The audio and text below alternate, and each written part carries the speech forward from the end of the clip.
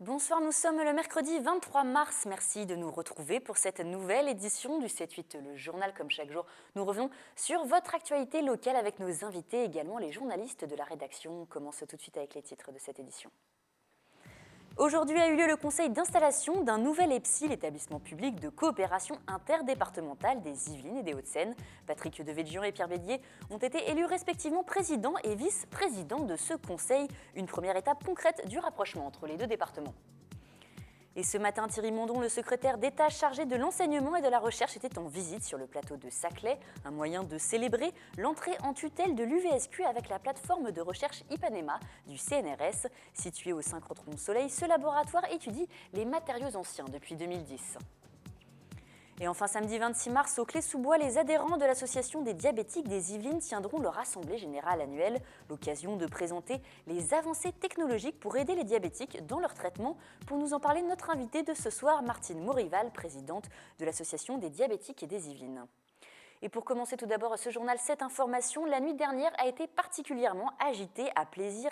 6 voitures ont été incendiées dans 2 quartiers de la ville. 3 véhicules ont été brûlés vers 1h dans la résidence Daniel à proximité de l'école maternelle Anna de Noailles. Vers 2h, c'est la résidence Gabriel qui a été touchée à son tour. 3 autres voitures ont flambé rue de la Ferronnerie. La cause de ces incendies n'est pas encore connue. Et suite aux attentats survenus ce mardi matin à Bruxelles, en Belgique, des moyens supplémentaires ont été déployés rapidement dans les Yvelines pour renforcer la vigilance sur les sites touristiques, les centres commerciaux et toutes les gares du département. Des forces de police ont été mobilisées immédiatement, notamment dans les gares de Versailles. Hier, lors des patrouilles dans les gares de Versailles-Chantier et sur les quais, des policiers ont distribué un petit guide sur la conduite à tenir face à un risque terroriste. Le premier conseil à observer est bien sûr de prévenir les forces de sécurité en cas de comportement suspect ou de colis suspect en composant le 17 ou le 112. Et ce matin, à Vélizy, les élus yvelinois et Alto Sécanais étaient réunis pour la séance d'installation du conseil d'administration de l'établissement public de coordination interdépartementale des Yvelines et des Hauts-de-Seine. Au programme, élection du président, présentation des différentes commissions, un premier rapprochement entre les deux départements. Les précisions de William L. Je déclare M. Patrick Devedjian élu président du conseil d'administration de l'établissement public intercommunal des Yvelines et des Hauts-de-Seine. C'est une élection sans surprise. Ce matin, Patrick Devedjian a été élu président du conseil d'administration de l'établissement public interdépartemental des Yvelines et des Hauts-de-Seine. Pierre Bédier a pris ses fonctions de vice-président de cet EPI qui aura son siège dans la commune de Vélizy, symbole de la jonction entre les deux départements. On n'est pas encore dans une fusion, on est simplement dans un processus de rapprochement. Nous avons un instrument pour travailler ensemble et déterminer ce que pourra être dans l'avenir une fusion si nous réussissons à l'amener à son terme. Une création qualifiée d'historique par son président. Les 80 membres seront répartis en 4 collèges, élus, acteurs socio-professionnels, personnalités qualifiées et associations. Ces commissions ne se réuniront qu'autant que de besoin. Nous avançons pas à pas, avec pragmatisme et aussi de grande détermination parce que nous sommes vraiment convaincus que la région parisienne est en panne, elle est en panne de développement économique et que l'association de ces deux départements, c'est une réponse d'intérêt général.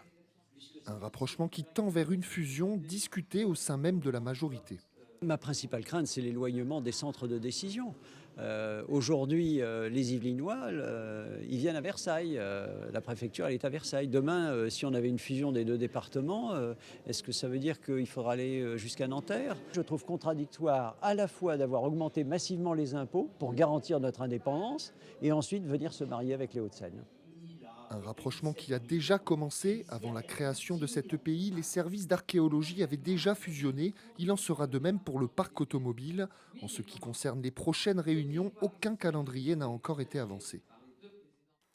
Et l'annonce avait déjà été faite il y a quelques semaines par la présidente du Conseil régional d'Île-de-France, Valérie Pécresse. La région ne reprendra pas l'eau pivoine à sa charge. En effet, le bailleur social, victime aujourd'hui de la loi Allure, n'existera plus sous sa forme actuelle et sera donc dissous. Certains départements, comme le Val d'Oise, vont donc rattacher leur logement à leur office HLM départemental. Dans les Yvelines, il n'en existe pas. Pierre Bédier, le président de l'Opivoix, s'est entretenu avec les dirigeants de la structure la semaine dernière. On l'écoute tout de suite, il était au micro de William L. Donc l'Opivoix va se scinder en une partie qui ira vers l'office départemental du Val d'Oise, c'est la partie qui est déjà dans le Val d'Oise, du patrimoine dans le Val d'Oise. Le patrimoine de l'Essonne et des Yvelines sera regroupé dans une entité qui ne peut pas être un office public puisque c'est la loi, elle interdit l'interdépartementalité, donc ce sera une société anonyme. Je précise que les règles de gestion de la société anonyme HLM et les règles de gestion de l'office public HLM sont très proches. Donc le plus important, c'est qu'il n'y aura ni licenciement, ni hausse de loyer. Et ce matin, l'université de Versailles-Saint-Quentin en Yvelines a célébré son entrée en tutelle avec l'Ipanema. Situé au synchrotron Soleil sur le plateau de Saclay, ce laboratoire étudie les matériaux anciens depuis 2010, archéologie, paléontologie et patrimoine culturel. Pour officialiser cette union, le président de l'université de Versailles-Saint-Quentin en Yvelines a accompagné le secrétaire d'État chargé de l'enseignement et de la recherche, Thierry Mondon, pour une visite du laboratoire. Camille Lambert était sur place, regardez. Mercredi 23 mars, journée célébration à l'Ipanema du plateau de Saclay. Depuis le 1er mars, cette plateforme de recherche européenne dédiée à l'étude des matériaux anciens est devenue partenaire de l'université de Versailles-Saint-Quentin. Pour l'occasion, le secrétaire d'État chargé de l'enseignement supérieur a fait la visite du laboratoire, un moyen de mettre à l'honneur le domaine méconnu des sciences du patrimoine. Pour nous, c'était très important de recevoir la visite évidemment du ministre, M. Thierry Mandon, parce que c'était une manière de reconnaître le travail accompli depuis maintenant plusieurs années. Le fait qu'il soit venu, qu'il se soit engagé personnellement, ça montre à quel point ce qu'on essaye de bâtir à l'UVSQ, au plateau de Saclay, et plus généralement en Ile-de-France dans cette thématique-là, c'est quelque chose qui a vocation à être de rayonnement international dans notre domaine. La participation de l'université comme Versailles-Saint-Quentin donne cette garantie-là, le fait que ça va devenir une matière à part entière, que des étudiants seront dirigés vers des études de recherche dans ces domaines-là, et donc ça garantit la durabilité des perspectives scientifiques. Une vingtaine de scientifiques français et étrangers travaillent dans cette infrastructure. Lors de la visite, ils ont pu échanger avec Thierry Mandon sur leurs recherches. Inaugurée en 2013 par le CNRS et le ministère de la Culture, l'Ipanema permet de recueillir de précieuses informations sur notre histoire grâce à des techniques avancées. Ça permet d'approfondir l'étude des matériaux patrimoniaux, donc matériaux paléontologiques, archéologiques, des collections des musées, d'en comprendre les modes de fabrication, l'origine et les processus d'altération. C'est une très bonne chose de formaliser ce partenariat qui va nous permettre de développer de nouveaux projets. Nous, on va apporter des moyens humains et probablement aussi un peu financiers au laboratoire. Un partenariat qui permettra d'amener de la recherche universitaire et de la formation au sein du laboratoire. Pour l'UVSQ, c'est une preuve de sa détermination à s'ouvrir sur la scène internationale. Et il est temps à présent de passer à notre chronique du mercredi. Il sera question, comme chaque semaine, d'environnement avec Mélanie Poquet. Bonsoir Mélanie. Bonsoir Florane. Alors ce soir, nous parlons aussi recherche, puisque vous êtes allée à la rencontre d'un chercheur qui vient d'être primé par le CNRS, le Centre national de la recherche scientifique. Alors ce chercheur s'appelle Olivier Évrard. Il travaille au LSCE, le laboratoire des sciences du climat et de l'environnement qu'il a intégré en 2008. Le LSCE est une unité mixte de recherche du CEA, le Commissariat à l'énergie atomique et aux énergies alternatives du CNRS et de l'Université Versailles-Saint-Quentin. Olivier Évrard travaille sur le site du CNRS à Gif-sur-Yvette et il fait partie de la promotion 2016 des médaillés du CNRS. Chaque année, le CNRS récompense des chercheurs pour leurs travaux, qu'ils soient reconnus ou prometteurs. Olivier Évrard fait partie de la promotion de la médaille de bronze. Alors, au sein du laboratoire, il travaille sur le traçage des sédiments et des polluants dans les rivières. C'est avant tout un travail de terrain, mais aussi d'analyse en laboratoire. Il étudie l'origine des polluants, leur impact et leur persistance dans les sols. La médaille de bronze, elle, récompense le premier travail d'un chercheur. Je vais citer le CNRS à propos de ces récompenses. Ça fait de lui un spécialiste de talent dans son domaine. Cette récompense représente un encouragement du CNRS à poursuivre des recherches bien engagées et déjà fécondes. Écoutez la réaction d'Olivier Évrard. C'est agréable de recevoir une lettre du CNRS, disons qu'on est encouragé à poursuivre des recherches. Oui, c'est agréable à entendre. Après, je pense que on fait notre métier comme tout le monde le fait. Donc on a certains outils, donc on a la chance ici d'avoir un laboratoire qui permet de faire des mesures de radioactivité bas niveau. On a l'occasion d'être super réactif, parce qu'on essaye dans la mesure du possible d'aller sur le terrain, faire nos prélèvements, de les conditionner, de les analyser, d'interpréter les résultats. Alors Mélanie, dites-nous en plus sur ce travail qui l'a amené à obtenir cette médaille de bronze justement. Alors Olivier Évrard travaille sur différents niveaux de radioactivité. La majeure partie des activités du laboratoire se passe dans un milieu environnemental classique comme l'Île-de-France et le bassin de la Seine. On y retrouve de la radioactivité naturelle mais aussi de l'artificiel qui est presque uniquement lié aux retombées des essais thermonucléaires atmosphériques des années 60 et de manière plus limitée des retombées de l'accident de Tchernobyl de 1986. Mais Olivier Évrard et le LCE sont aussi amenés à faire des analyses à l'étranger. On l'écoute. Je pense que ça a aussi été... L'attribution de la médaille a certainement été aidée aussi par ce projet Fukushima, parce que là, on était vraiment dans un cas de figure où la substance qu'on mesure tous les jours dans nos échantillons, prélevés souvent en France, a été émise en grande quantité à un endroit. C'était quand même un cas de figure assez unique d'avoir un événement qui se produit et de pouvoir comprendre à la fois la redistribution de ces polluants en contexte post-accidentel, mais aussi d'avoir un cas unique d'étude de ce qui se passe, même en conditions, on va dire, normales. Alors pour rappel, l'accident de Fukushima a eu lieu il y a à peine plus de 5 ans. C'était le 11 mars 2011 au Japon. Olivier Évrard et le LSCE sont partis sur le terrain dès l'automne 2011, soit tout juste 6 mois après l'accident. Il s'agissait de tracer la dispersion de la contamination le long des rivières qui drainent autour du nuage de contamination principale. La contamination n'était pas figée puisque les substances radioactives se sont fixées sur les argiles et les limons et ont suivi la particule pendant son cheminement dans les rivières. Est-ce qu'il vous a dit, Mélanie, sur quoi porteraient ses prochaines recherches? Alors, sa prochaine étude, ce sera en Nouvelle-Calédonie avec les mines de nickel. Pour arriver aux couches de nickel, il fallait creuser, ce qui a donné de la matière très importante qui ensuite s'est écoulée dans les rivières en contrebas et a réduit le début de ces rivières. Olivier Évrard partira étudier la provenance de ces particules et pourquoi pas être distingué d'une nouvelle médaille du CNRS. En tout cas, pour ce qui est celle de la médaille de bronze, il la recevra officiellement à l'automne prochain. Et on lui adresse toutes nos félicitations. Merci beaucoup Mélanie. On vous retrouve mercredi prochain pour une nouvelle chronique. Tout autre sujet à présent, vous connaissez sûrement le crowdfunding, les plateformes de financement participatif comme Ulule ou encore KissKissBankBank. Mais connaissez-vous Fundimo, nouvelle plateforme spécialisée dans l'immobilier? Elle permet aux particuliers d'investir dans différents projets comme celui d'un bâtiment d'activité à Maurepas. Les explications de Fanny Bourdillon. Démocratiser l'investissement immobilier, c'est l'objectif que s'est fixé Fundimo. Cette start-up, lancée en novembre dernier par 3 entrepreneurs, est une plateforme de financement participatif spécialisée dans l'immobilier. L'immobilier était un investissement qui n'était jusqu'à présent pas accessible pour les particuliers, pour monsieur tout le monde. Et aujourd'hui, grâce au crowdfunding, c'est possible. Vous pouvez financer la construction, la réhabilitation d'actifs immobiliers dans votre région grâce à ce nouveau canal d'investissement Internet. Pionnière en la matière, Fundimo répond à la réglementation actuelle en étant agréée auprès de l'autorité des marchés financiers. La plateforme propose déjà 5 projets immobiliers sur son site. Parmi eux, le projet Paris-Ouest à Maurepas, avec la réalisation d'un bâtiment d'activité de 5200 mètres carrés. Fundimo a choisi la zone de Maurepas et notamment la zone de Paris-Ouest, de par son attractivité avec les grands axes routiers de l'ouest parisien, l'autoroute A12, l'autoroute A13 et la nationale 10, et notamment également de par son attractivité en termes de projets qui ont déjà été réalisés sur la zone de Paris-Ouest, de projets de réhabilitation d'immeubles d'activité et notamment de rénovation d'immeubles existants. Un site de crowdfunding simple à utiliser. En quelques clics et à partir de 1 000 €, le souscripteur investit dans le projet immobilier auquel il croit. Une nouvelle façon d'investir en court-circuitant les intermédiaires traditionnels. Nous sommes également une plateforme indépendante puisque nous ne sommes associés à aucun promoteur ni à aucune banque qui nous garantit une indépendance totale dans l'analyse des dossiers et dans la sélection des projets que mène la plateforme. Avec un taux de rendement annuel de 8 à 12% par projet, la plateforme rencontre un franc succès. Pour 2016, une quinzaine de projets immobiliers sont déjà en préparation.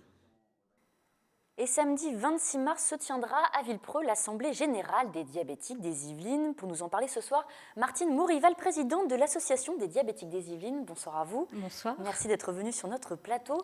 Alors lors de cette assemblée, il sera question des innovations technologiques élaborées pour les diabétiques, car il y a eu beaucoup d'avancées dans ce domaine. Tout à fait, tout à fait. Lors de cette assemblée, nous aurons différents intervenants et notamment un laboratoire qui viendra nous présenter le nouveau lecteur de glycémie, le Freestyle, que beaucoup de personnes diabétiques aujourd'hui utilisent, mais qui malheureusement à ce jour n'est toujours pas remboursé par la sécurité sociale.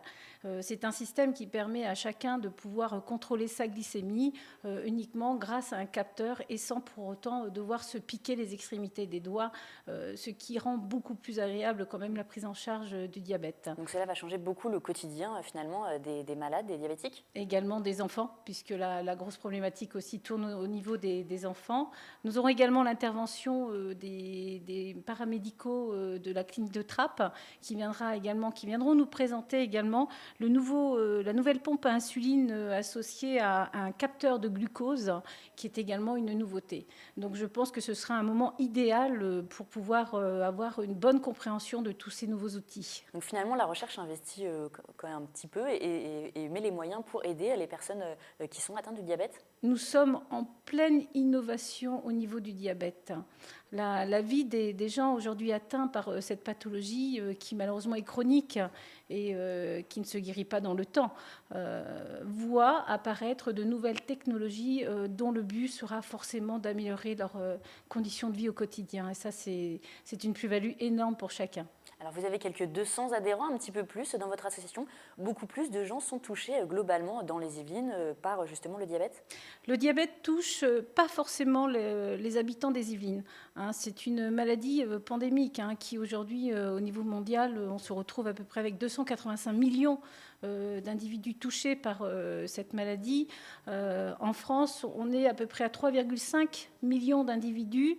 Mais ce qui est important de souligner, ce sont les 700 000 qui s'ignorent quotidiennement et que l'on ne va pas forcément détecter immédiatement, mais qui seront détectés avec l'apparition malheureusement des premières complications. D'où l'intérêt d'avoir un bon suivi, même si nous ne sommes pas atteints par cette pathologie. Il faut regarder un petit peu dans les familles, voir un petit peu ce qui se passe et ne pas hésiter au décours d'un prélèvement de sang. On regarde sa glycémie et ça, seul le médecin traitant pourra également vous dire ce qu'il en est. Alors justement, votre association fait beaucoup dans ce cadre-là. Vous faites beaucoup d'actions de prévention, mais aussi d'éducation thérapeutique. C'est quelque chose qu'on connaît moins. Est-ce que vous pouvez nous en dire un peu plus? Alors, dans un premier temps, l'association des diabétiques des Yvelines a quand même plusieurs missions. Mission d'information, de prévention, de défense également des intérêts de chaque individu touché par cette maladie, mais également d'accompagnement. Et justement, dans l'accompagnement, aujourd'hui, nous avons le plan Élan solidaire qui a été mis en place depuis 2008 et qui permet à l'association française des Yvelines, grâce à la formation de personnes diabétiques formées en tant que patients bénévoles experts, d'intervenir dans ces groupes d'éducation thérapeutique. Nous ne prenons en aucun cas la place des médicaux et des paramédicaux dans cette éducation thérapeutique, mais nous intervenons dans l'accompagnement, puisqu'il faut savoir que cette maladie, en plus d'avoir cette chronicité et ces traitements, il y a également tout des modifications que cela va entraîner dans la vie quotidienne de chacun. Et ça, c'est quelque chose d'important, puisque en dehors du secteur hospitalier, chaque individu se retrouve face à ces problématiques. Et là, nous sommes là pour les accompagner et les informer. Alors, donc, l'éducation thérapeutique, c'est fait par des gens qui sont concernés par la maladie, soit qui sont patients, soit qui sont des familles, justement, des diabétiques. Vous recherchez justement des bénévoles pour vos actions? Oui, actuellement, mais il ne s'agit pas uniquement de l'Association française des diabétiques. Je pense qu'aujourd'hui, le milieu associatif souffre cruellement du manque de bénévoles, et c'est notre cas.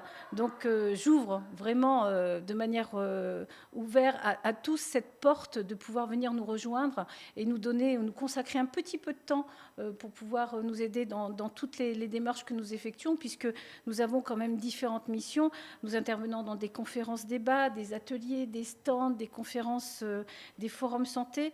N'oublions pas qu'il y aura la journée mondiale de la santé qui aura lieu donc le 7 avril et qui va permettre de sensibiliser davantage sur le diabète et notamment de réfléchir à cette prévention. Nous aurons également la Semaine nationale du diabète le 3 juin, une date à retenir également, où il y aura tout un ensemble de moyens qui seront mis en place sur la France, puisqu'il n'y a pas que l'association française des Yvelines, il y a également d'autres associations qui ont les mêmes actions que nous. On agit chacun en fonction des moyens que nous avons. Alors c'est vrai qu'il y a beaucoup d'associations, notamment au niveau de la santé, mais c'est vrai que le diabète est peut-être moins mis en avant, on voit moins de campagnes de prévention ou justement de sensibilisation à propos du diabète. Est-ce que selon vous, la maladie est encore méconnue, on n'en parle pas suffisamment?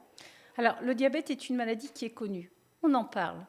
Sauf que cette maladie qui est chronique va toucher toutes les catégories sociales de la société, bien évidemment.